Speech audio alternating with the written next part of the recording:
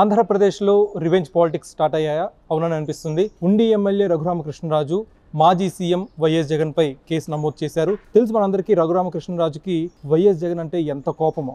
ఆయన TV debates లో కూడా వైఎస్ జగన్ ని గత 3 సంవత్సరాలుగా వరుసగా టార్గెట్ చేస్తూనే వచ్చారు. అయితే లేటెస్ట్ గా ఉండి ఎమ్మెల్యే రఘురామకృష్ణరాజు జగన్ పై ఏం కేసు పెట్టారంటే, గతంలో ఆయన్ని అరెస్ట్ చేసిన సమయంలో వైఎస్ జగన్ తనపై హత్యాయత్నం చేయించేందుకు ప్రోత్సహించారనే కోణంలో జగన్ పై రఘురామకృష్ణరాజు కేసు నమోదు చేశారు. దాని గురించి మనం డీటెయిల్స్ చూసినట్టయితే, జగన్ ఐపీఎస్ పివి సునీల్ కుమార్ పై కేసు నమోదైంది. ఉండి టీడీపీ ఎమ్మెల్యే మాజీ ఎంపీ రఘురామకృష్ణరాజుని గుంటూరులో కస్టడీకి తీసుకున్న సమయంలో హత్యాయత్నం చేశారని చెప్పి ఫిర్యాదు చేశారు. సెక్షన్ 120B, 166, 167, 197, 307, 326, 465 అండ్ 508 ప్రకారం కేసు నమోదు చేశారు. అండ్ 2021 మే 14న తనపై హత్యాయత్నం చేశారని చెప్పి, అలానే రబ్బర్ బెల్ట్ లాఠీలతో తనని కొట్టారు, తీవ్రంగా కొట్టారని చెప్పి తన FIR లో రఘురామకృష్ణరాజు పేర్కొన్నారు. ఇక ఈ కేసులో మాజీ సీఎం వైఎస్ జగన్ ని A3 గా పేర్కొన్నారు పోలీసులు. A1 గా CID మాజీ డీజీ సునీల్ కుమార్ ని, A2 గా IPS అధికారి సీతారామాంజనేయులు, అలానే A4 గా విజయ్ పాల్, A5 గా డాక్టర్ ప్రభావతులని చేర్చారు. వీరితో పాటు మరికొందరు పేర్లను కూడా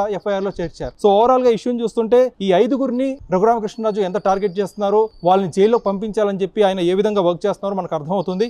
అయితే ఉండి ఎమ్మెల్యే రఘురామకృష్ణరాజు తనిచ్చిన కంప్లైంట్లో సంచలన విషయాన్ని తెలిపారు. తనకి బైపాస్ సర్జరీ జరిగిందని చెప్పినా కానీ పోలీసులు అప్పట్లో తన ఛాతీపై కూర్చొని తీవ్రంగా హింసించారు, కొట్టారని చెప్పి తనిచ్చిన కంప్లైంట్లో పేర్కొన్నారు. అంతేకాదు ఆ టైంలో మళ్ళీ కనుక వైఎస్ జగన్ ని విమర్శిస్తే, టీవీ డిబేట్స్ లో కనుక పాల్గొని వైఎస్ జగన్ ని కించపరుస్తూ మాట్లాడితే కనుక మళ్ళీ ఇదే తరహా టార్చర్ చేస్తామని చెప్పి, చంపడానికి కూడా వెనకాడమని చెప్పి అప్పట్లో పోలీసులు తన్ని హెచ్చరించారు అని చెప్పి ఉండి ఎమ్మెల్యే రఘురామకృష్ణరాజు తనిచ్చిన కంప్లైంట్లో పేర్కొన్నారు. దీన్ని బట్టి చూస్తుంటే ఈ కేసు లోతెంతో మనకు అర్థమవుతుంది. ఈ కేసుని పోలీసులు ఎలా దర్యాప్తు చేస్తారు, ఎవరిని అరెస్ట్ చేస్తారనే విషయం ప్రస్తుతం ఏపీ రాజకీయాల్లో అయితే సంచలనంగా మారుతోంది. మరి దీనిపై పోలీసులు త్వరితగతిన ఎలాంటి యాక్షన్ తీసుకుంటారు అనేది వేచి చూడాలి.